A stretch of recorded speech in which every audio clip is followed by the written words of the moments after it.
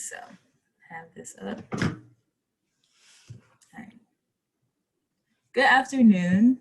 I just wanted to say thank you for allowing me to prepare this financial plan for you. Thank you.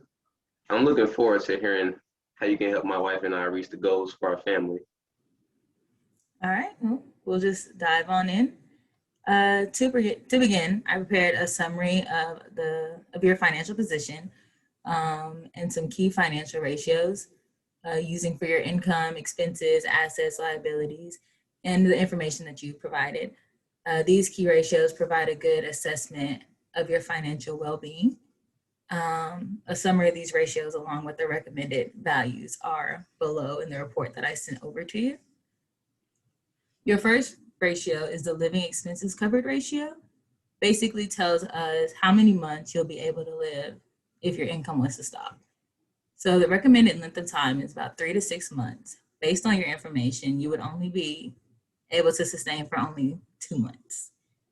To increase this ratio, the recommended range, you would need to increase your monetary assets or decrease your living expenses or both. Having a low ratio here leaves you at great financial risk. Okay, what kind of risk? You would risk losing your home, not being able to eat, go into debt because you can't pay. The second ratio is debt ratio. Basically tells us how much of your assets are financed by your debt or how much you are leveraged. Based on your information, you're in a good position with a ratio of 0.74, which is lower than the recommendation of 1.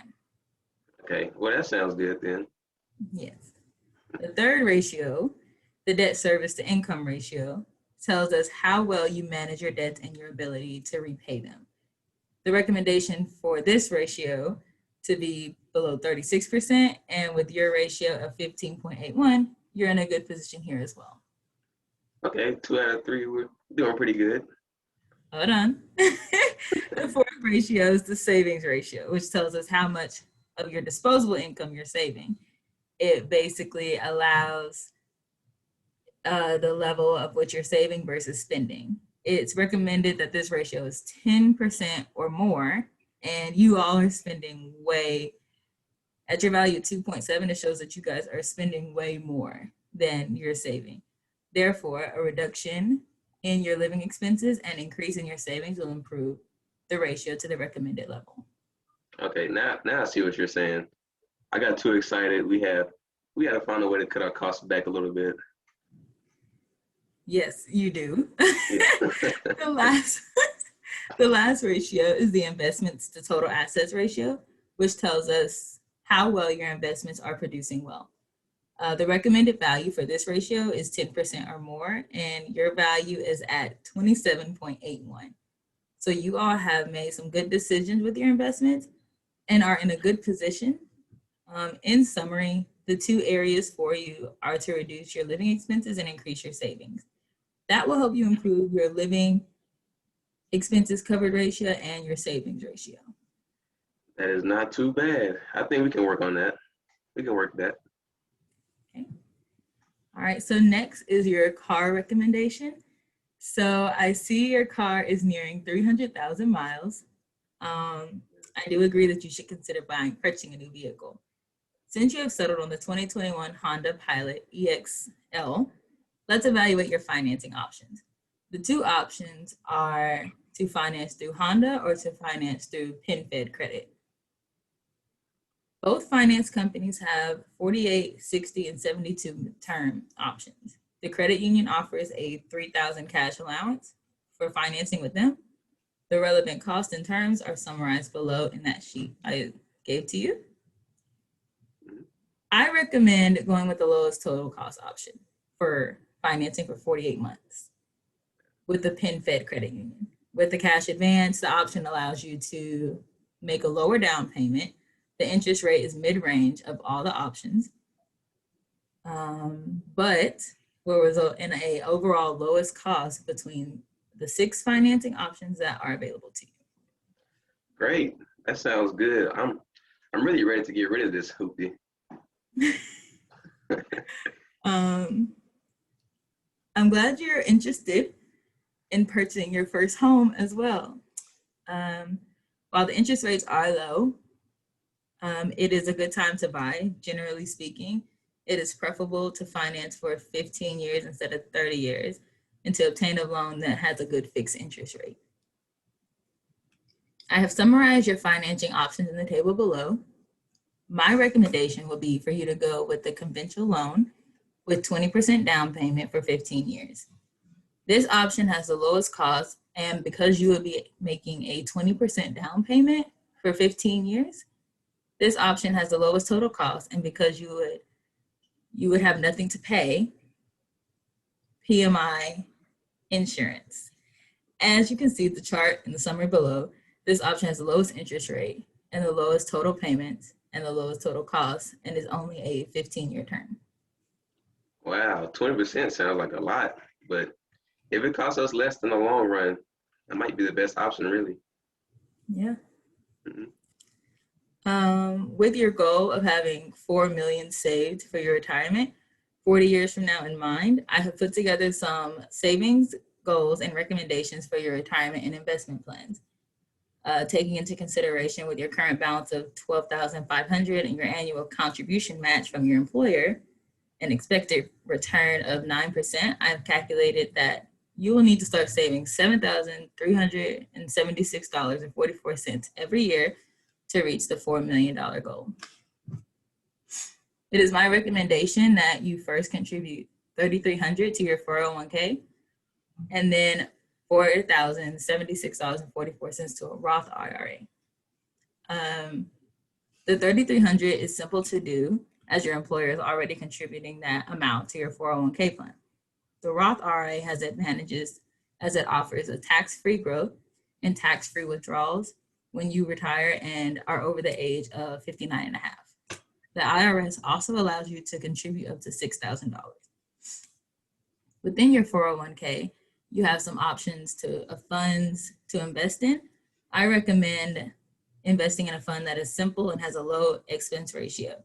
The expense ratio shows how much of the fund's assets are used to cover the overhead and administrative costs and operating the fund.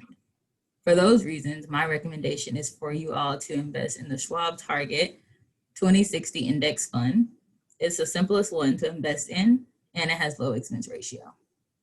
Okay, so pretty much in order for us to be millionaires in our 40s, we basically need to save a little more, save a little bit more. We can do that. Exactly. Now we're going to go on to your insurance. So insurance is key to providing medical service, to maintain a healthy life, and to provide financial support for those who depend on you in the event of your death or incapacitation. Based on your medical and life insurance plans that are available to you, I have some recommendations that will provide you with the most benefit and the least out of pocket. So for your medical insurance, we know that a medical emergency or medical issue can arise at any time. I've evaluated the cost of the plans that are available to you with the estimates of low and high medical expenses. So I've summarized these in the chart below. In both cases, the First Care Gold plan would be the best plan for you all. As you can see from the chart, the First Care Gold has the lowest total overall cost, which includes your out-of-pocket expense and the annual premium. Although the First Care Bronze plan has a lower annual premium, it has a deductible of $10,000. You would have to pay that out of pocket first before insurance starts to pay anyway. The First Care Gold has a $0 deductible, so the insurance starts paying a portion from the start. Blue Gold has the highest premium of all three, plus a deductible. So this will cover your whole entire family for medical costs. Nice. So you mean that if we have expenses of $45,000, we would only have to pay roughly about $12,255.12. You can sign us up today. You can sign us up. Good. All right. Now for disability insurance, an accident or illness may also result in a temporary or permanent disability, which prevents you from being able to work. There are short-term and long-term options available, and I recommend that you obtain both. There's generally 3 to 6 months on average that you must wait before a long-term disability and insurance starts paying. This is considered the elimination period. The short-term disability payments start paying during the elimination period, and therefore keep some portion of your income stream coming in. But while these plans will not cover 100% of your income, if you or your spouse become disabled and are unable to work, this will help you cover a significant portion of your expenses. With the life insurance, there are lots of different types of life insurance that are available to you because you have each other and 2 small children that depend on you all. Life insurance will protect you in the event of your death. Death benefit payments will allow your survivors to pay for your funeral expenses, pay off debts, and provide for income and the children and or the surviving spouse. I recommend that you purchase a term life insurance policy.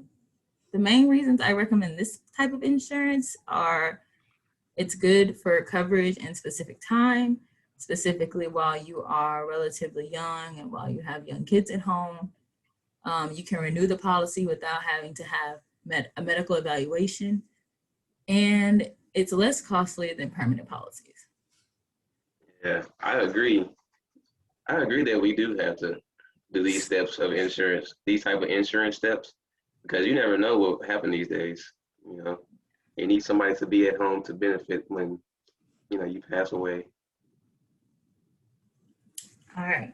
So, in summary, with your financial position, let's work to reducing your living expenses and increasing your savings. With your car and home purchases, the most affordable car loan option is offered by PenFed Credit. For your retirement, increase your savings to $7,376.44, and you'll reach the $4 million in retirement age of savings in 40 years. And for insurance, for medical insurance, the First Care Gold is your best option. Obtain both short and long-term disability and obtain a term life insurance policy. Okay. All right. And that is all I have for you. All right. Thank you. Thank you so much. So where do we start from here? I guess with your savings and your living expenses.